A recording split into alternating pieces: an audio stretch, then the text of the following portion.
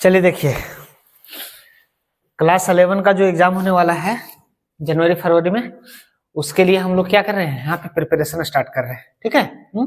तो क्लास 11 में भी हम लोग 5 सेट पढ़ने वाले हैं, 40 क्वेश्चंस का 5 सेट, 200 क्वेश्चंस। और इसको जितने अच्छे तरीके से आप लोग पढ़ेंगे, रिवाइज करेंगे, एग्जाम के लिए बहुत हेल्पफुल है। जितने भी इंपॉर्टेंट क्वेश्चन होता है वो सारा कलेक्शन यहाँ पे करेंगे। राइट। तो देखिए फर्स्ट नंबर क्वेश्चन क्या बोल रहा है, a set is a collection of object, collection of well defined object, selection of object या फिर नन। हम लोग को क्या पूछना चाह रहे हैं यहाँ पे कि सेट किसको बोलते हैं, सेट क्या होता है? तो हम लोग डेफिनेशन ही पढ़े हैं इसका। कैसी पढ़े? या well defined collection of object is called set. तो कलेक्शन ऑफ ऑब्जेक्ट होना जरूरी नहीं है, वेल डिफाइंड होना जरूरी है। क्या होना जरूरी है? वेल डिफाइंड होना जरूरी है। तो फर्स्ट नंबर आंसर हो जाएगा। सेकंड नंबर देखिए, the number of elements in the power set P A of the set A equal to 1 to 3। अगर यदि कोई सेट है जिसका एलिमेंट क्या दिया हुआ 1 to 3, तो इसका पावर सेट में कितना एलिमेंट हो जाएगा? इसका पावर सेट में कितना एलिमेंट हो जाएगा? तो इस सेट में कितना एलिमेंट दिया हुआ है? 3 एलिमेंट। और आप लोग याद कीजिए थोड़ा सा किस number of elements in the power set का जो फॉर्मूला लिखाए थे, क्या बताए थे कि सर अगर यदि सेट में n एलिमेंट्स है, सेट में अगर यदि n एलिमेंट्स है, तो पावर सेट में जो नंबर ऑफ एलिमेंट्स हो जाएगा, पावर सेट में नंबर ऑफ एलिमेंट्स हो जाएगा, वो क्या हो जाएगा? 2 का पावर n। देखिए एक्चुअली में 2 का पावर n होता है नंबर ऑफ सबसेट, और नंबर ऑफ सबसेट ही क्या होता है? पावर सेट होता है, पावर सेट का एलिमेंट। तो इसका देखिए 1 2 3 है, तो कितना एलिमेंट है? वो 3 एलिमेंट्स है, तो 2 का पावर 3, तो 2 का पावर 3 इक्वल टू क्या हो जाएगा? 8। तो हम लोग का आंसर है बी नंबर। तो पावर सेट एक्चुअली में क्या होता है? पावर सेट एक्चुअली में क्या होता है? The collection of all subset. और सबसेट निकालने का फॉर्मूला क्या होता है? 2 का पावर n। किसी सेट से कितना सबसेट बन सकता है, तो 2 का पावर n लगाता है, 2 का पावर 3 इक्वल टू क्या हो जाएगा? 8। तो ये हम लोग का आंसर हो जाएगा। राइट। देखिए third number question, the set x belongs to r। r क्या है? Real number. -2, यहाँ पे देखिए सिर्फ इसका खेल है, ये क्लोज इंटरवल है या फिर ओपन इंटरवल है, सिर्फ डायरेक्ट क्वेश्चन आता है एग्जाम में, ये क्लोज इंटरवल है या डायरेक्ट। तो इक्वल टू दिया हुआ, लेस देन इक्वल टू और लेस देन इक्वल टू, तो ये क्लोज इंटरवल है, क्लोज किया हुआ है, ये देखिए क्लोज किया हुआ है। तो -2 और 3, तो -2 और 3 और क्लोज इंटरवल, एक ओपन इंटरवल होता है, ये क्लोज इंटरवल होता है। राइट। तो क्लोज इंटरवल, तो इसका आंसर क्या हो जाएगा? D number, -2 3। अब देखिए 4 नंबर क्वेश्चन में, इफ ये इक्वल टू 2 4 6 8 और बी इक्वल टू 6 8 10 12, देन ये यूनियन बी। अब देखिए ये यूनियन बी क्या कहलाता है? ये का एलिमेंट या फिर बी का एलिमेंट, ये और B equal to A union B, ये का एलिमेंट और बी का एलिमेंट सारे का कलेक्शन को ही हम लोग ये यूनियन बी बोलते हैं, दोनों को मिला के। तो देखिए 2 4 6 8, अगर ये यूनियन बी निकालने बोला है तो सिर्फ ए का एलिमेंट तो होगा नहीं, सिर्फ बी का एलिमेंट तो होगा नहीं, दोनों का एलिमेंट होना चाहिए। तो देखिए यहाँ पे 2 4 6 8, यहाँ पे भी 6 8 है, 10 12, तो 2 4 6 8 10 12, ये सारा। तो यूनियन में क्या करना है? दोनों को मिला के लिखना है, और एलिमेंट जो होता है वो रिपीट नहीं करना चाहिए, एलिमेंट रिपीट नहीं करना चाहिए। तो 2 4 6 8 फिर 10 12, दोनों का यूनियन। अगर यही बात अगर यदि इंटरसेक्शन रहता तो दोनों सेट का कॉमन हम लोग देखते कि दोनों सेट में कॉमन क्या है, मतलब दोनों सेट में जो एलिमेंट है वही लेते हैं हम लोग इंटरसेक्शन के टाइम में, लेकिन यूनियन के टाइम में दोनों में मिला के लिखेंगे हम लोग। ठीक है, तो सी हो जाएगा। अब देखिए 2 sets A and B is said to be disjoint. 2 sets को डिसजॉइंट कब बोलेंगे? 2 सेट्स डिसजॉइंट कब होगा? इफ ये इंटरसेक्शन बी क्या होगा? ए के बराबर होगा, बी के बराबर होगा, या फाई के बराबर होगा, या फिर नन। तो याद कीजिए डिसजॉइंट में क्या बोले थे कि 2 सेट में कोई भी एलिमेंट कोई भी एलिमेंट कॉमन नहीं होना चाहिए, उसको हम लोग कौन सा सेट बोलते हैं? डिसजॉइंट सेट बोलते हैं। तो ये और बी में फाई अगर यदि रहेगा, ये इंटरसेक्शन बी फाई निकलेगा, तो हम लोग बोलेंगे उस सेट को क्या चाहिए? डिसजॉइंट सेट है दोनों। अब देखिए 6 नंबर क्वेश्चन, इफ x + 1 और y + 2 = 3 4 दिया हुआ है, then value of x and y are. अब देखिए ये ऑर्डर्ड पेयर का क्वेश्चन है, ये ऑर्डर पेयर का क्वेश्चन। और ऑर्डर पेयर में क्या बताए थे कि फर्स्ट एलिमेंट फर्स्ट के साथ और सेकंड एलिमेंट सेकंड के साथ, अगर दो ऑर्डर पेयर इक्वल दिया हुआ है, इसका मतलब कहना चाह रहा है कि फर्स्ट एलिमेंट फर्स्ट के साथ और सेकंड एलिमेंट सेकंड के साथ इक्वल होगा। तो यहाँ पे देखिए x plus one equal to क्या है 3, तो यहाँ पे x इक्वल टू क्या हो जाएगा, x equal to 3 minus 1, x equal to क्या हो जाएगा 2। देखिए x इक्वल टू 2 कौन सा ऑप्शन हो जाएगा, इसमें एक ही ऑप्शन दिया हुआ है, यहाँ पे भी नहीं है 2, यहाँ पे भी नहीं है, यहाँ पे भी नहीं, तो ऑप्शन यही हम लोग सही कर सकते, y निकालने का जरूरत ही नहीं पड़ा।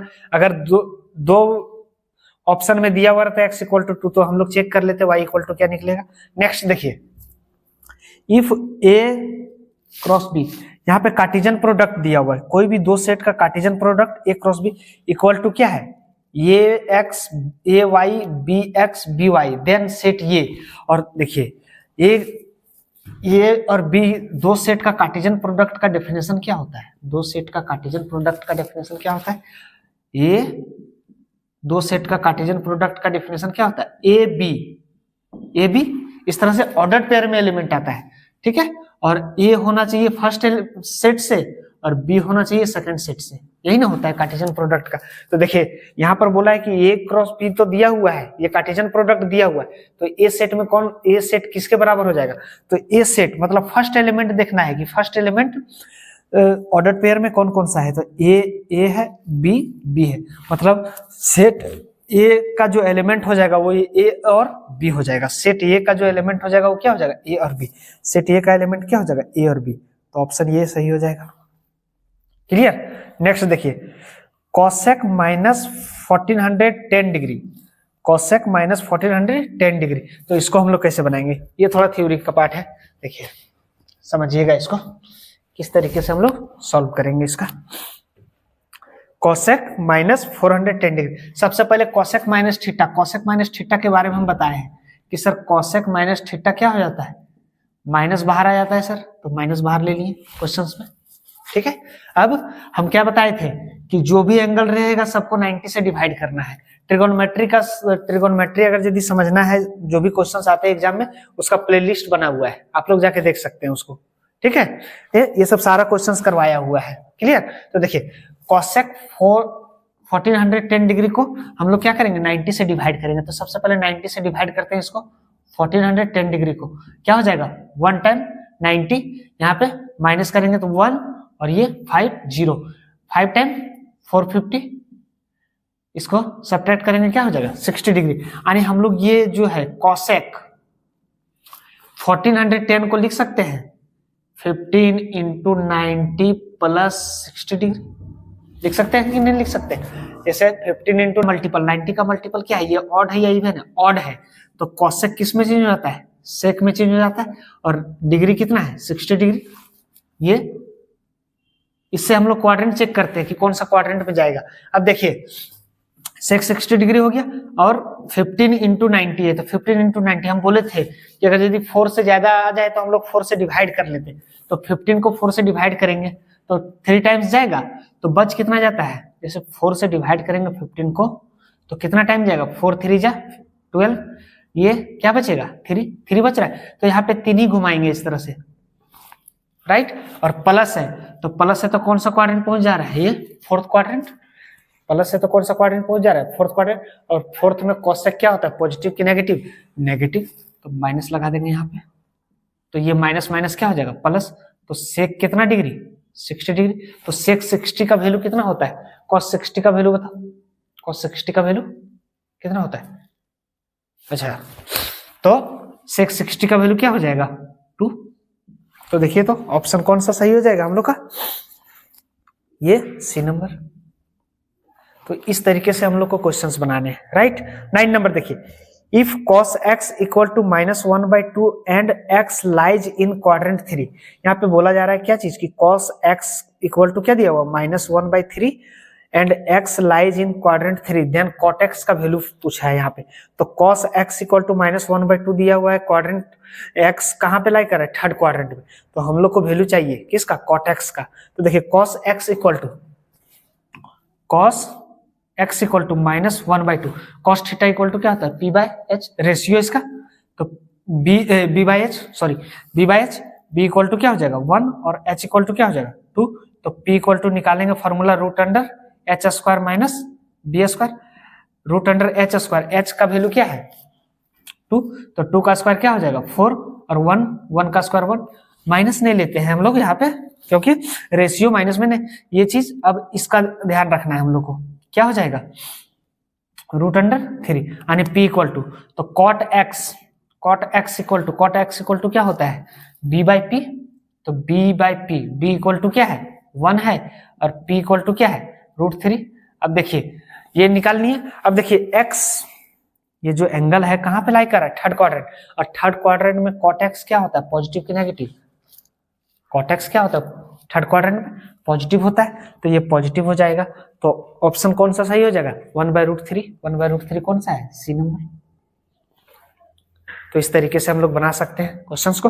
नेक्स्ट देखिए the radian measure of 25 degree, मतलब 25 डिग्री को रेडियन में लिखने बोल रहा है, 25 डिग्री को रेडियन में चेंज करना है, तो ऑप्शन भी उसी तरीके से दिया हुआ है, सारा कुछ रेडियन में दिया हुआ है, ठीक है। तो इसके बारे में देखिए, इसको मिटाए, हाँ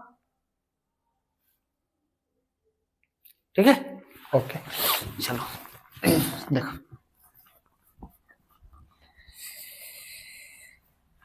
इस बात को समझना है, ट्रिगोनोमेट्रिकल अगर यदि पढ़ना है पूरा तो पूरा प्लेलिस्ट पड़ा हुआ है, आप लोग सब देख सकते हैं, सारा कुछ बताया हुआ है वहां पे। तो देखिए the radian measure of 25 degree, 25 degree का रेडियन, आप लोग ध्यान से सुनिए, देखिए 180 डिग्री, 180 डिग्री इक्वल टू क्या होता है पाई रेडियन है, तो 1 डिग्री इक्वल टू क्या हो जाएगा पाई बाय 180 रेडियन। तो यहाँ पे बोल रहा है कि 25 डिग्री, क्वेश्चंस में क्या बोल रहा है 25 डिग्री, तो 25 डिग्री इक्वल टू क्या हो जाएगा पाई बाय 180 इंटू 25, इसको डिवाइड कीजिए 5 से 25, और इसको 5 से अगर यदि डिवाइड करेंगे तो क्या हो जाएगा 5 3 जा 15 और 36, तो आंसर इसका क्या हो जाएगा 5 पाई बाय 36 और रेडियन। तो देखिए तो ऑप्शन कौन सा हम लोग का सही है 5 पाई बाय 36 दिया हुआ है 18 24 सी नंबर ऑप्शन। तो इस तरीके से हम लोग बनाएंगे क्वेश्चंस को। देखिए जो क्वेश्चंस में कॉन्सेप्ट समझाना है उस कॉन्सेप्ट को भी हम समझा रहे हैं और क्वेश्चंस भी बनाते जा रहे हैं, ठीक है। तो जितने भी क्वेश्चंस करवा रहे हैं ये सब सारा रिवीजन कर लीजिए, बहुत हेल्पफुल है एग्जाम के लिए। 11th का एग्जाम में फिर सोचना नहीं पड़ेगा कि सर हम क्या पढ़ के जाए क्या नहीं पढ़ के जाए, आप लोग आराम से इस सब सारे क्वेश्चंस का कलेक्शन को नोट डाउन कीजिए, ठीक है। लिखिए इसको।